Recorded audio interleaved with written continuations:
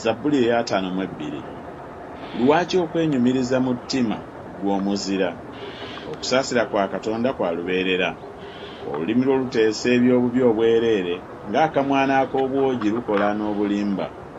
Oyagala ebibi okusinga ebirungi n'okulimba okusinga okwatula amazima. Oyagala ebigambo byonna ebiruma gwe olulimi olw'obulimba. Era ne Katonda bw'atyo anaakuzikirizanga emirembe gyonna. Alikusitula, alikukwakkula, alikuggya mu weema yo, alikusigula okuva mu nsi ey'abalamu.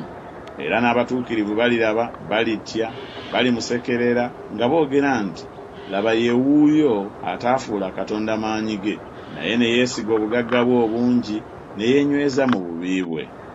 Naye nze nfaanana ng'omuzeyituuni oguloka ennyo mu nnyumba ya Katonda, neesiga okusaasira kwa Katonda emirembe n'emirembe. Naakwebazanga ennaku zonna, kubanga ggwe wakola bw'otyo, era nnaalindiriranga erinnya lyo, kubanga ddungi mu maaso g'abatukuvu bo.